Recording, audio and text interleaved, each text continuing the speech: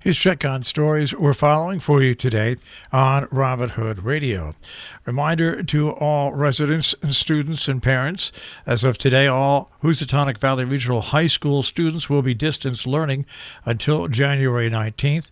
Now, this does not affect the 6 elementary schools in the region. The Region 1 Board of Education held an emergency meeting last week at which the decision was made after hearing from Interim Superintendent Lisa Carter, Housatonic Principal Ian Struver, and Assistant Principal Steve Sheeby.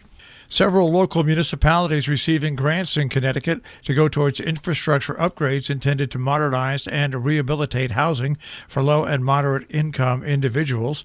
Cheshire, Ansonia, Naugatuck, Plymouth, and Kent were among 12 municipalities awarded the grants through the Community Development Block Grant Small Cities program. Governor Ned Lamont and Connecticut Housing Commissioner announced the grants on Friday in a press conference. Kent will receive $800,000 to go towards improvements at South Common Apartments at 22 South Commons Road.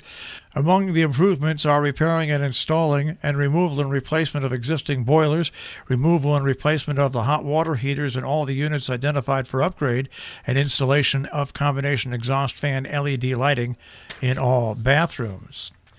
Salisbury Bank has announced that Diane Miller has accepted Vice President Residential Lending Manager position. Quoting here, "We're very excited to have Diane join our team," end quote, from Amy Raymond, Executive Vice President, Chief Retail Banking Officer, and CRA Officer. Going on to say, quote, "Diane's past experience and knowledge of lending processes will help ensure the quality of our overall residential loan portfolio." Diane has worked for 10 years for United Bank as a Systems and Compliance Administrator, overseeing their lending systems, and worked closely with their underwriting process and closing staff. Diane lives in East Hartford, Connecticut.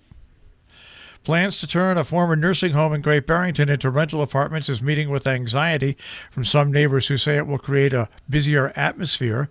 But town officials say the proposed 48-unit complex off Maple Avenue, Route 23, is just what the town needs, both for its coffers and new rental stock. The planning board will open its public hearing on the project at 5 p.m. this Thursday on Zoom. Developer John Halpern of Great Barrington and Development LLC of Southfield had applied for special permits to convert the former Great Barrington Nursing and Rehabilitation Center into 1- and 2-bedroom units. The company plans to raise the building by 1 story to 3.5 stories and expand it by almost 11,000 square feet to 44,000, while adding 4 parking lot spaces to the existing lot for a total of 53. More than half of the 4.1-acre parcel is wooded area, and that would be preserved, according to the developer. Dutchess County is planning to lower its tax rate and maintain services in the next year. It's doing so even while cutting spending in most departments, navigating job losses as a result of roughly 150 employees accepting voluntary buyouts, and knowing state aid may be reduced. Dutchess's $501 million budget for 2001 includes a handful of amendments to County Executive Mark Molinaro's initial proposal, reducing spending by 3.6%, or about $18.5 million compared to the 2020 budget. All Greene County buildings will see a reduced in-person workforce and modifications to visitors entering the buildings due to the continued rise in COVID-19 cases. All Greene County office buildings will see operational changes, including reduced in-person workforces and more as the cases continue to rise, according to county officials. The changes go into effect beginning today.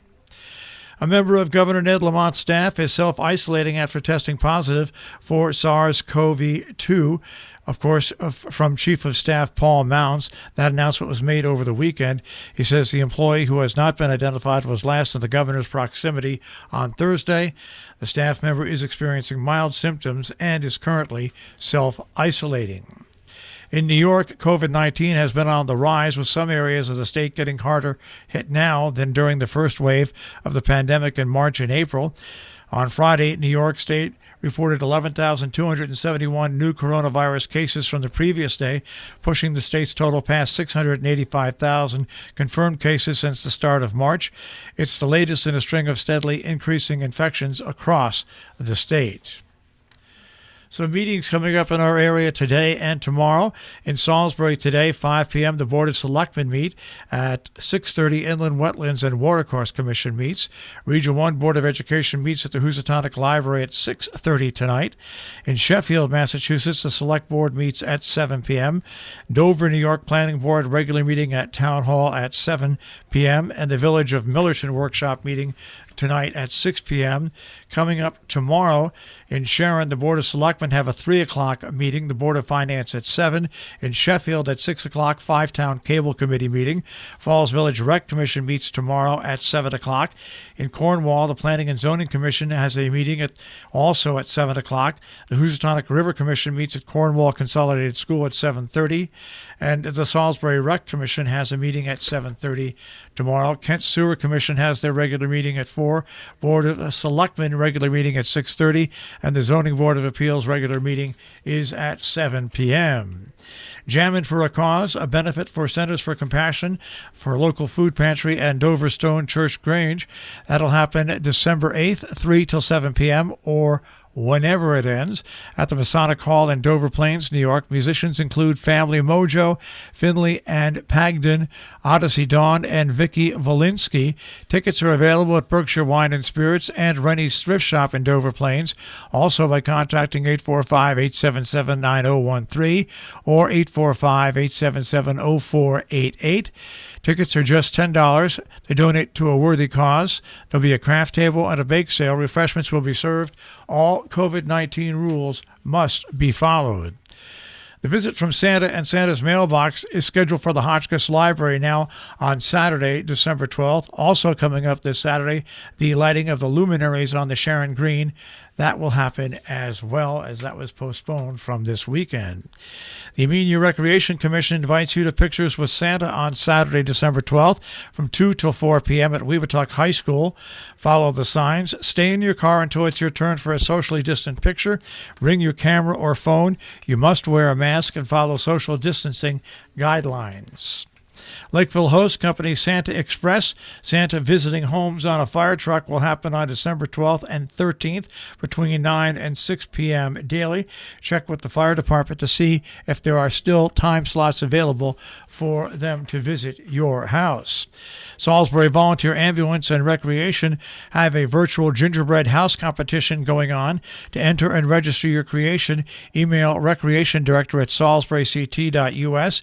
Include a photo of your masterpiece, the name of your creation, the names of the builders, phone number, email address, and mailing address. The deadline to register is Friday, December 18th. Judging will take place and winners announced December the 21st. Also, the Salisbury Volunteer Ambulance and Recreation have a Light Up Salisbury Holiday House decorating and yard display competition. To enter and register your display, email Recreation Director at salisburyct.us. Include your name, the house address, mailing address, phone number, and email address. The deadline to register is December 18th. Judges will view all displays on December 21st, a snow date of viewing December 22nd, between 6 and 8 p.m. In other news, House Speaker designate Matt Ritter from Hartford and House Majority Leader Jason Rojas of East Hartford announced last week that State Representative Maria Horn has been appointed the House Chair of the Public Safety and Security Committee. Quoting Ritter, "I'm eager to see what policy she's able to create in her new role." Representative Horn's appointment as House Chairperson of the Public Safety Security Committee speaks volumes about the respect she's earned after just one term in office, according to Majority Leader Jason Rojas. As a former prosecutor and a legislator from rural parts of the state, she'll provide unique and insightful perspectives on safety issues. Quote, "Public safety is the first priority of all our communities," end quote, according to Horn. Horn went on to say, "As chair, I look forward to advancing policies that bolster the safety and security of Connecticut residents." Our business brief is underwritten by Morgans at the Interlaken, interlakenin.com, and Salisbury Bank, salisburybank.com. The Dow Jones Industrial Average will start off the week at 30,218.26. The NASDAQ at 12,464.23, and the S&P 500 at 3,699.12. We'll take a look at the tri-state forecast. That'll come your way in just a few moments.